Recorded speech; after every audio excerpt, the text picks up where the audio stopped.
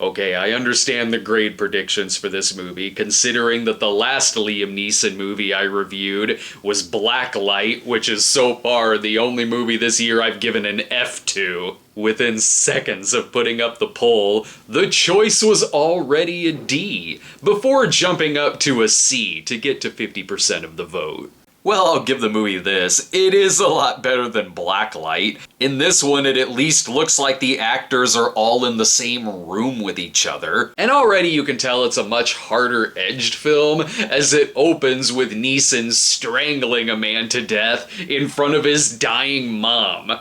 Unfortunately, this is a movie that constantly feels like it's two different scripts battling each other. In one plot, Neeson is a hitman with advanced Alzheimer's who is given one more job, but then refuses to do it because it involves murdering a child. So when his employers try hunting him down, he hunts them instead. Then in the other plot, we have Guy Pearce as an FBI agent who is going after sex traffickers and looking for the murderers of a young girl he was trying to protect. Either one of these stories would have worked fine on their own, but mixed in together like this, it makes it all feel very unfocused, especially how even Blacklight felt like it was another movie that the Liam Neeson plot was just kind of inserted into. The movie is a remake of a 2003 Belgian film, so maybe this all works much better in that one. Here, not even the filmmaking makes it all that engaging, which is sad because it comes from director Martin Campbell,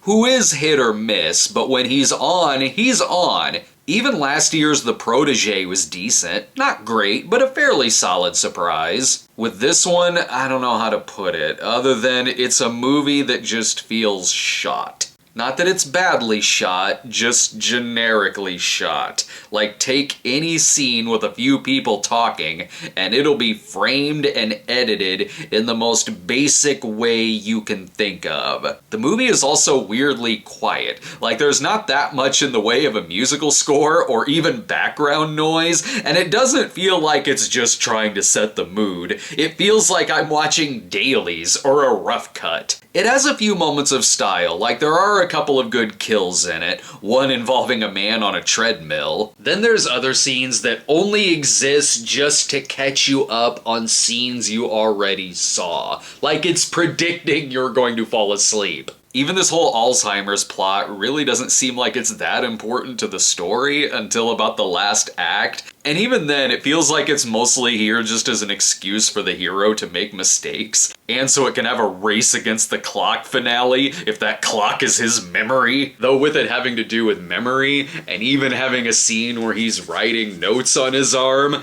it is pretty funny that Guy Pearce is in this. Once the plots do come together a little more, it does get slightly better, but always just mediocre. Though there are standout performances here. Yeah, we've seen Neeson do this dozens of times now, but at least here he is given more of a chance to act than in something like Blacklight. Ray Stevenson is doing his best at Joe Don Bakering through the movie. But Guy Pearce is excellent here. He's hands down the best thing about it. It was actually kind of frustrating, because here's a really good character and a great performance, but stuck in this movie that isn't worthy of either of those things. You're watching this very forgettable film, and Pearce will have these monologues like he's going for an Oscar nomination. Dude is a pro, and I was constantly rooting for his character. I honestly would like to see him return in this role in a way, way better film, because it would really work. As for the movie as a whole, it's a C. The movie has no business being in theaters, but it would be perfectly serviceable as a rental. It does have some good performances, and a set of villains that you really do want to see our heroes take care of, like shot to the head Charles Bronson style. But stay tuned, because we'll have another review coming up today, this time for the Indian action film Acharya, and we'll see you then.